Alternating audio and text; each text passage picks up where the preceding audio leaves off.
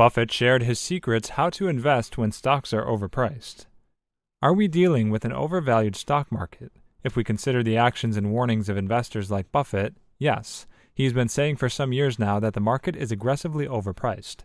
Many people thought a crash would rectify the situation, but it actually has made it worse. Today we're going to talk all about what Warren Buffett said about investing when stocks are overpriced.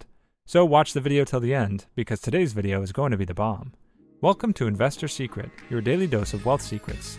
If you're interested in everything around big investors and their investment techniques, this is the place for you. Subscribe if you want to stay updated with all the investor secrets, predictions, and stay one step ahead in the financial world. Watch the video till the end, and make sure to hit the like button if you want to be a millionaire within the next 3 years. Don't forget to enable all notifications to join our weekly cash giveaway pinned in the comments. Now let's get to our topic. Warren Buffett doesn't like buying in an overvalued stock market, but he has no qualms targeting troubled stocks that can offer great returns in the long term. The S&P/TSX Composite Index reached its pre-pandemic high earlier this month. Stock markets across the border, especially NASDAQ, has catapulted after the market crash. The NASDAQ index has grown 37% more than its pre-pandemic peak. If, according to Buffett, the U.S. stock market was overpriced even before the market crash happened, it might now be considered a bubble just ready to burst. The situation isn't as dire here, but since the underlying economy is weak, the market can be considered overpriced. There are a few things you need to keep in mind when investing in an overvalued stock market. Buffett's investment principles. Warren Buffett has always been a value investor. It means he prefers to buy undervalued stocks that have the potential to recover in the future and offer good returns in the long run. And you can find many such stocks in an overvalued market as well, i.e., sectors and industries that are going through a tough time right now, like energy. Buffett also prefers to focus on valuation compared to the chance of rapid growth. The stocks that are on a tear are usually overpriced, but people still keep buying them, hoping that the rapid growth will make up for the overvaluation. But Buffett recommends focusing on stocks that are trading at a discount compared to their intrinsic values instead.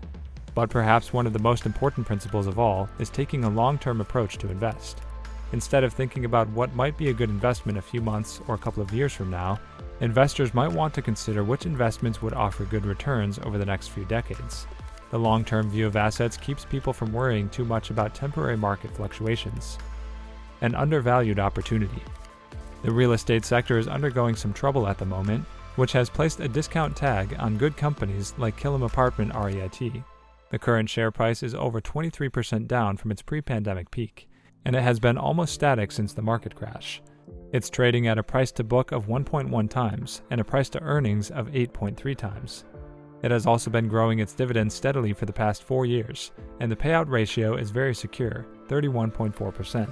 The yield of 3.73% might pale compared to what some of the other REITs are offering, but that's not the only reason to consider Killam. Before the crash, it was one of the most steady growth stocks in the sector. Its strong balance sheet and consistently growing revenues indicate that the company is moving in the right direction. As Buffett says, to invest in profitable businesses and the stock would follow, there's a high probability that Killam might resume its pre-pandemic growth and deliver excellent returns in the long run.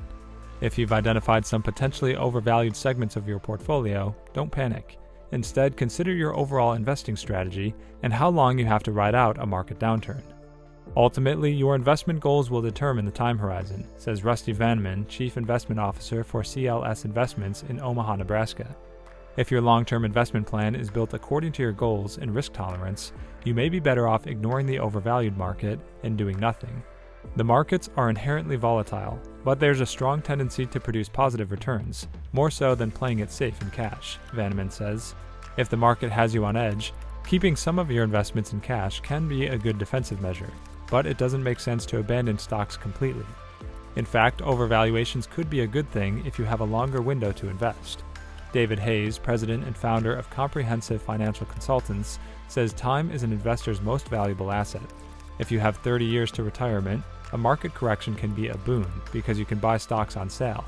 The problem is that too few investors take advantage of the price drop. People love to stock up on supplies when the grocery store has a sale, Hayes says, but when stocks are cheap, investors do just the opposite.